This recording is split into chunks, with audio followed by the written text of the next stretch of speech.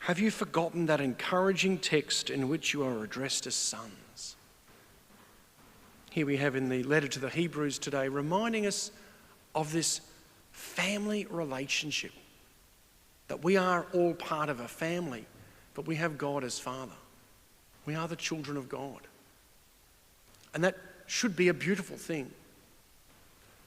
But interestingly, within this passage here, we've moved from the idea that we are children, we are sons, we are daughters of God, to this passage reminding us to ensure that bitterness doesn't begin to grow and make trouble.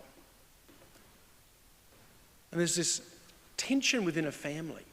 I've seen this in my own experience, but I'm sure we've all experienced this perhaps as parents or as grandparents, but especially as children as well. This tension between discipline within a family, correction, which is we all need a bit of guidance and a bit of a oomph in the right direction occasionally. But we don't want bitterness to grow.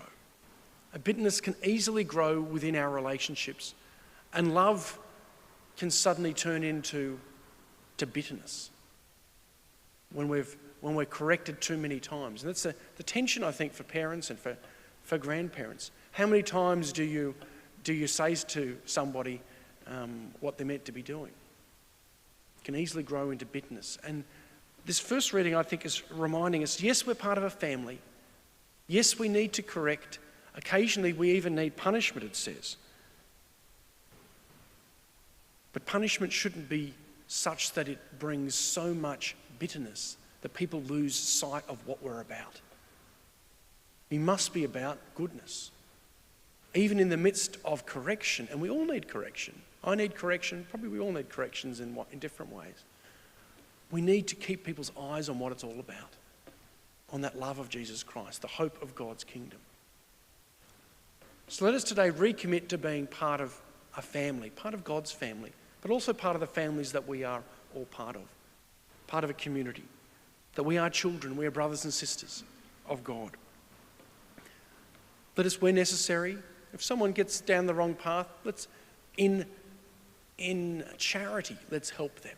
Let's not feel like, a person's giving correction because it's a sign of authority or a sign of a misuse, perhaps, of authority. I'm more powerful than you, so I can tell you what to do.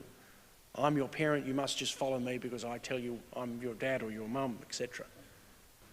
No, it needs to be focused on what it's really about, to help people to reveal we're doing these good things, we're trying to do things a little bit hard at times because it's going to bring us to that deeper experience of God.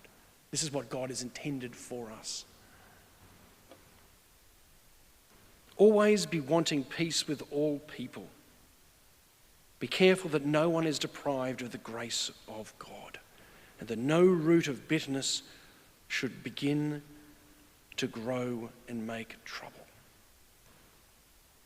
Let's want peace within our families, within our community, within our world. Let us promote peace in all that we do.